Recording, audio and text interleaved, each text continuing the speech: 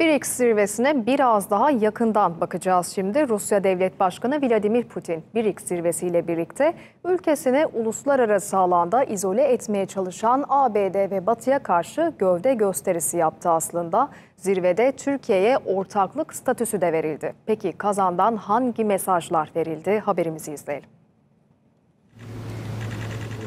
Rusya Devlet Başkanı Vladimir Putin, Kazan'da BRICS Liderler Zirvesi'ne ev sahipliği yaptı. ABD ve Batı'ya yalnız değilim mesajı verdi. Bu, Ukrayna'nın işgalinin başladığı Şubat 2022'den bu yana Rusya'da düzenlenen en büyük uluslararası etkinlikti. ABD'nin küresel nüfuzuna meydan okumak isteyen Putin, Çin Devlet Başkanı Xi Jinping, Hindistan Başbakanı Narendra Modi ve diğer liderlerle bir araya geldi. Kazan Zirvesi deklarasyonu kabul edildi. Ancak o deklarasyon Batı karşıtı manifesto niteliğinde değildi. Daha çok üye ülkelerin birbirleriyle örtüşen çıkar ve vizyonlarını yansıtıyordu. Peki liderler ne mesaj verdi? Hangi kararlar alındı?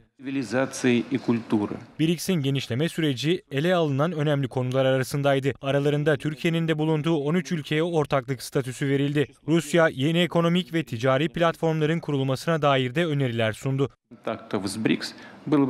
Putin, BRICS bünyesinde bir tahıl borsası kurulmasını teklif etti. Bunun ulusal piyasaları olumsuz dış müdahaleden ve suni gıda kıtlığı oluşturma girişimlerinden korumaya yardımcı olacağını savundu. Putin'in gündeminde Orta Doğu'da hızla tırmanan gerilim de vardı. Gazze'de bir yıl önce başlayan savaş Lübnan'a da yayıldı. İsrail ile İran arasındaki çatışmanın derecesi hızla arttı.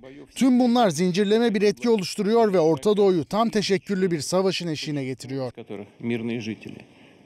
Zirvenin katılımcıları arasında Filistin Devlet Başkanı Mahmut Abbas da vardı. Kazan Deklarasyonu'nda yer alan BRICS ülkeleri Filistin'in Birleşmiş Milletler'e tam üye olarak kabulünü destekliyor ifadeleri dikkat çekti. Birliğin genişlemesini destekleyen Çin Devlet Başkanı Xi Jinping de önemli mesajlar verdi. Zirvenin ilk kez 9 resmi üyeyle gerçekleştiğini hatırlatarak genişletilmiş BRICS, küresel Güney işbirliği ve dayanışmasında yeni bir sayfa açacak dedi.